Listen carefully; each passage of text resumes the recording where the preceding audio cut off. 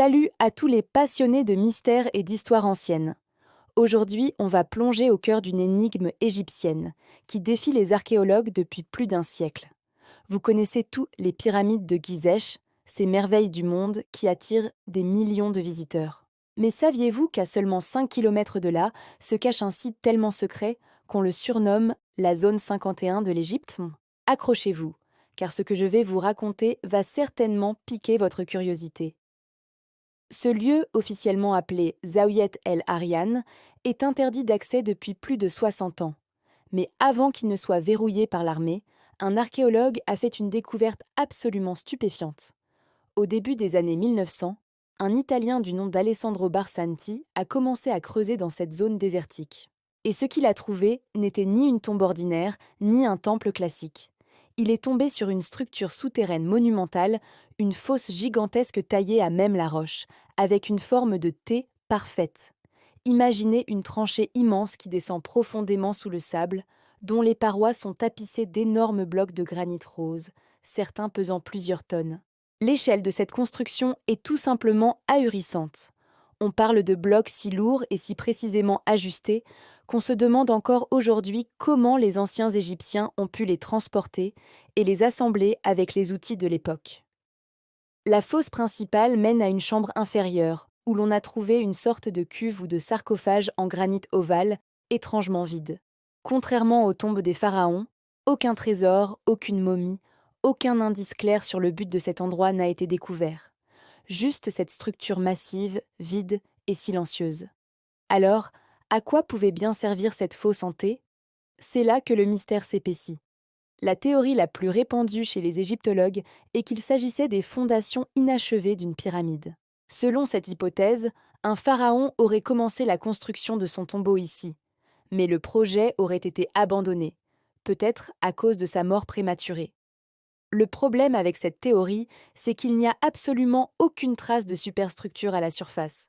Pas une seule pierre, pas le moindre vestige d'une pyramide ou d'un temple. Tout ce qui existe, c'est ce trou béant et parfaitement sculpté.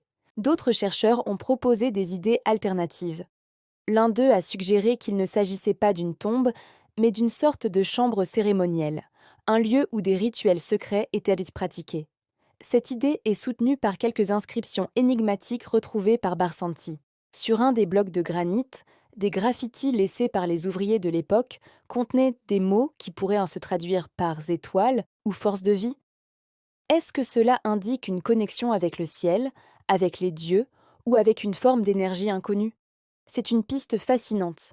Cette connexion céleste a donné naissance à une autre théorie, encore plus audacieuse. Et si cette structure n'était pas une tombe, mais un observatoire astronomique ou quelque chose de lié aux étoiles? La précision de sa construction et son orientation pourraient avoir une signification cosmique que nous ne comprenons pas encore. Certains spéculent même que la forme hantée pourrait être une sorte de symbole ou un plan pour quelque chose de bien plus grand. La fameuse cuve ovale au fond aurait-elle pu être remplie d'eau pour refléter les étoiles, servant ainsi de miroir céleste?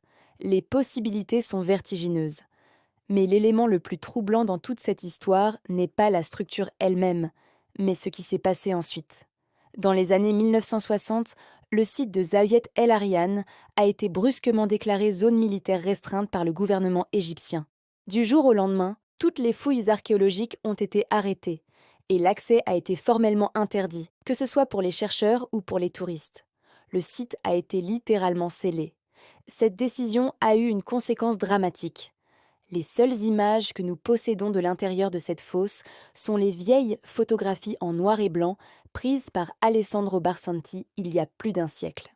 Personne n'a pu y retourner pour étudier la structure avec les technologies modernes, comme les scanners laser ou les radars à pénétration de sol. Tout ce que nous avons, ce sont ces clichés anciens et les notes de Barsanti. La question qui brûle les lèvres de tout le monde est « Pourquoi ? Pourquoi l'armée égyptienne a-t-elle pris le contrôle d'un site archéologique et l'a-t-elle verrouillé avec autant de fermeté pendant toutes ces décennies ?» Les raisons officielles n'ont jamais été clairement communiquées. On parle de la proximité d'une base militaire, mais beaucoup trouvent cette explication un peu trop simple. Est-ce vraiment juste une question de sécurité nationale ou y a-t-il quelque chose d'autre? C'est ici que les spéculations les plus folles commencent.